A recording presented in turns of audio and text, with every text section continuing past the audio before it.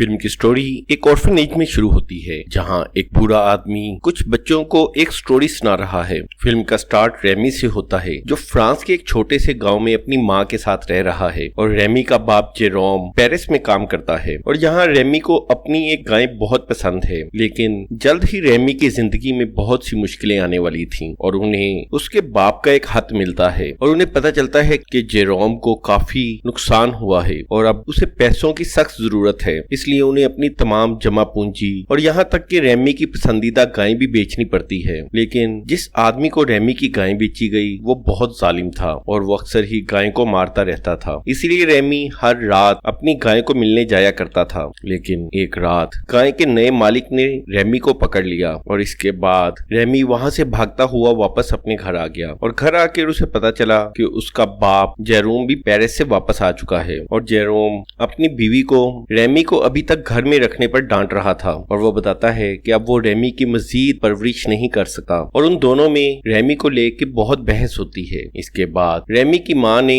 Ramie को उसकी असल कहानी बताई कि 10 साल पहले जेरोम पेरिस में काम ढूंढ रहा था तो उसे चर्च के दरवाजे पर एक छोटा बच्चा नजर आया। बच्चे ने बहुत अच्छे कपड़े पहने हुए थे, इसलिए जेरोम ने अंदाजा लगाया कि उसके माँ बाप बहुत अमीर होंगे और उन्हें ढूंढकर एक अच्छा इनाम मिलने की उम्मीद में उसने बच्चे की देखभाल करने का फैसला किया। इसीलिए वो बच्चे को घर ले आया और उसका नाम रेमी रखा और अभी तक उनके पास रेमी का कंबल है जो उन्हें रेमी के साथ मिला था। अगले दिन रेमी की माँ उसे उठाती है और उसे बताती है कि उसे टाउन हॉल ले जाने का फैसला किया गया है और उसे टाउन हॉल में मेयर के हवाले करके अब तक उसकी परवरिश पे होने वाले पैसे वसूल करने का फैसला किया गया था। लेकिन रेमी अपना घर छोड़ के नहीं जाना चाहता था, लेकिन उसका बाप जबरदस्ती उसे टाउन हॉल ले गया। लेकिन टाउन में जाकर उसे पता चलता है कि वो लोग मेयर से मिलने नहीं जा रहे बल्कि वो तो उसे ऑर्फनेज ले जा रहे हैं और ये देखते ही रेमी वापस भाग गया। जेरोम उसका पीछा करता है और भागते हुए रेमी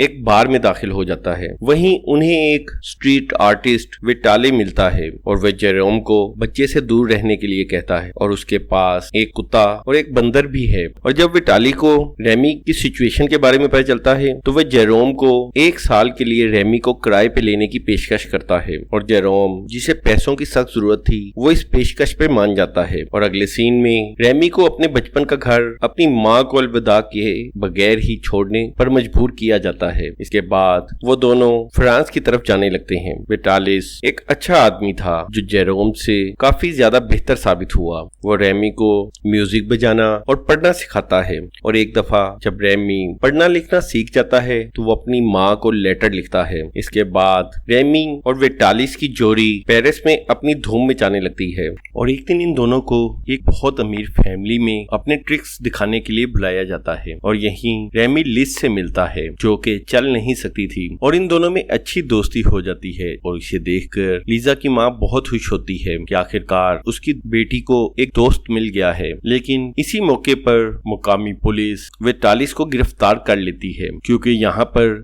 जानवरों से ट्रिक करना गैर कानूनी था। और जब विटालिस को पुलिस ले जाती है तो रेमिस लिज के घर पर ही ठहर जाता है और इन दोनों की दोस्ती गहरी हो जाती है और रेमी लिज को वो कंबल दिखाता है जिसमें वो लिपटा हुआ था। और जब विटालिस वापस आता है तो रेमी बहुत ज्यादा खुश होता है और विटालिस को लीजा की माँ खाने पर बुलाती है और वो विटालिस को कहती है कि वो रेमी को यहाँ रखना चाहती है क्योंकि वो लिज का एक अच्छा दोस्त बन गया है। और विटालिस इस मौके पर तमाम फैसला रेमी पर छोड़ देता है कि वो यहाँ रहना चाहता है या विटालिस के साथ आगे जाना चाहता है। और इस मौके पर रेमी अपने मालिक के साथ आगे जाने का फैसला करता है, लेकिन जाने से पहले वो लिज से जल्द ही दोबारा मिलने का वादा करता है। और अब रेमी विटालिस के साथ मुख्तलिफ इलाकों में घूम फिर कर अपने करतूत दिखाता है और एक रात जंगल से गुजरते हुए उन पर भेड़िए हमला कर देते हैं और इस हमले में विटालिस और रेमी तो बच जाते हैं मगर उनका बंदर बुरी तरह जख्मी हो जाता है। अगले दिन डॉक्टर बंदर को चेक करता है और वो बताता है कि ये बंदर ज्यादा देर तक जिंदा नहीं रह सकेगा। इस मौके पर डॉक्टर विटालिस का भी चेकअप करता है क्योंकि सफर के दौरान विटालिस को खांसी के साथ साथ खून भी आ रहा था। लेकिन विटालिस रेमी को अपनी बीमारी के बारे में कुछ नहीं बताता और शाम को एक सराय में विटालिस एक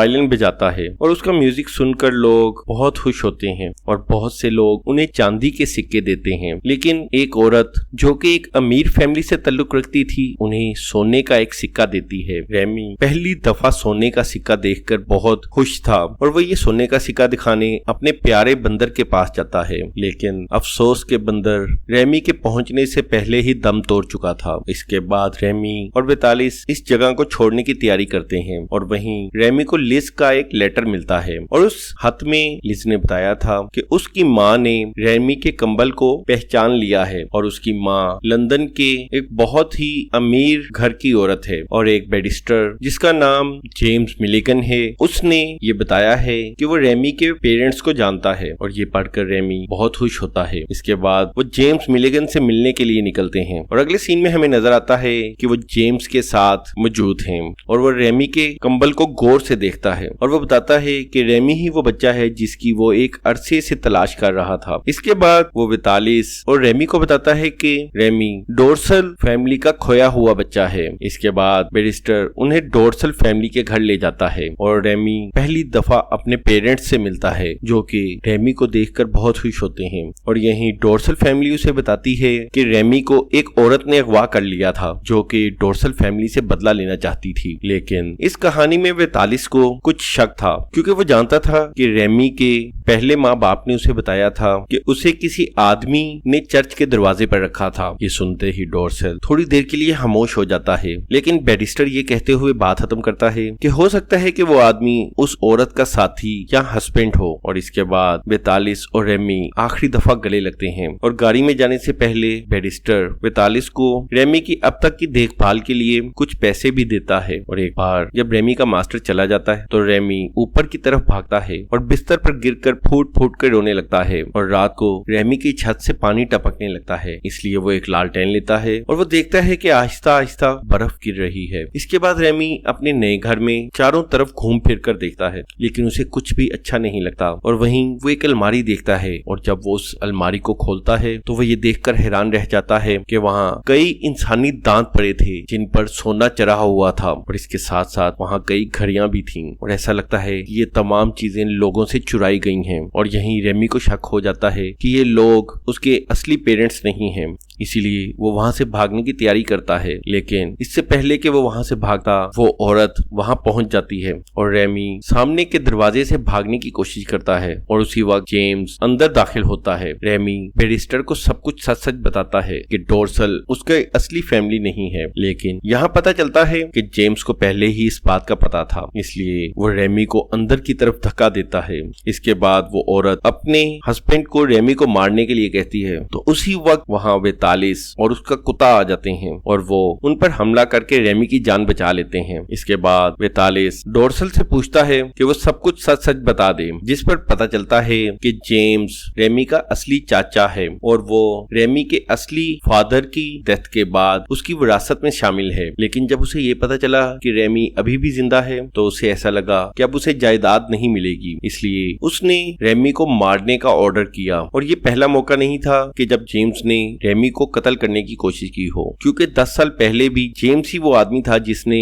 रेमी को मारने का ऑर्डर किया था। लेकिन उस मौके पर डोर्सल छोटे रेमी की मासूमियत देखकर उसे कत्ल नहीं कर सका, इसलिए उसने बेबी रेमी को चर्च के दरवाजे पर छोड़ दिया। इसके बाद बेतालिस ने रेमी की असली माँ के बारे में पूछा, जिस पर डोर्सल ने उसे लेडी मिलिगन के बारे में बताया। इसके फौरन बाद ही रेमी और बेतालिस रेमी की माँ की तलाश करने के लिए घर से बाहर निकल गए, लेकिन अभी भी उन्हें एक बहुत बड़े चैलेंज का सामना करना था, क्योंकि रास्ते में अचानक ही बहुत तेज बर्फबारी शुरू हो जाती है और तमाम सड़क बर्फ से भर जाती है और इतनी बर्फ गिरने से रेमी रास्ते में ही बीमार पड़ जाता है और बेतालिस रेमी की अपने बाजू पे उठाए हुए आगे बढ़ता रहता है। इसके बाद वो रात को एक जगह आग जलाकर आराम करने के लिए रुकता है, लेकिन यहाँ पर पता चलता है कि बेतालिस की तबीयत भी बिगड़ रही है। अगली सुबह जब रेमी की आंख खुलती खुलती है तो वो देखता है कि रात में ही किसी वक्त वितालिस मर चुका है और उसकी मौत पर रेमी बुरे तरीके से रोने लगता है और उसकी आवाज सुनकर वहाँ पर कुछ गार्ड्स आ जाते हैं और इसके साथ ही रेमी बेहोश हो जाता है। जब रेमी की आंख खुलती है तो वो एक आरामदेह बिस्तर में मौजूद था और उसके पास एक औरत मौजूद थी और वो औरत रेमी से उसकी हालत के बारे में पूछती है, लेकिन रेमी उसे जवाब देने की बजाय एक दफा फिर रोने लगता है क्योंकि वितालिस ही अब तक उसका असल खानदान था और वो औरत अपने नौकरों से रेमी की ठीक तरह से देखभाल करने का कहकर वहाँ से चली जाती है। इसके बाद बैरिस्टर जेम्स उसी औरत से मिलने आता है और यहाँ पता चलता है कि यही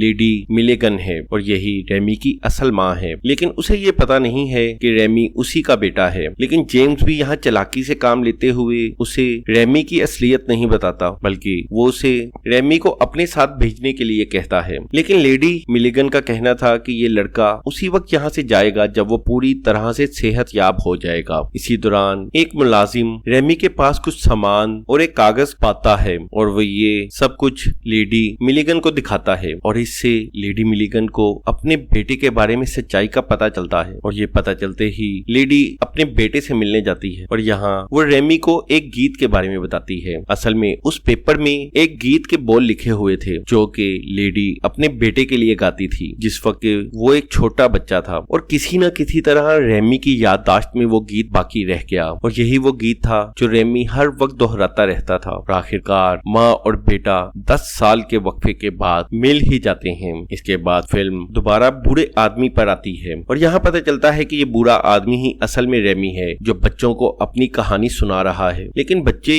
रेमी से पूछते हैं कि उसके चचा का क्या हुआ, तो रेमी उन्हें बताता है कि पुलिस ने उसके चचा को अरेस्ट कर लिया और इसके बाद वितालिस को भी एजाज के साथ दफना दिया गया। दूसरी तरफ रेमी के नकली फादर जेरून की मौत हो गई और उसकी मौत के बाद रेमी ने अपनी पहली माँ से भी मुलाकात की और आखिरकार वो रेमी के साथ ही लंदन आ गई और यहाँ आकर उसकी लेपालिक माँ ने एक ऑर्फनेज खोला और ये वही ऑर्फनेज है जिसमें ये तमाम बच्चे अब रह रहे हैं। और एंड में पता चला कि रेमी ने आखिरकार लिज से शादी की और वो भी इन तमाम बच्चों के साथ ही रहते हैं। उम्मीद है कि आपको ये वीडियो पसंद आई होगी, तो लाइक और सब्सक्राइब करना ना भूलिएगा।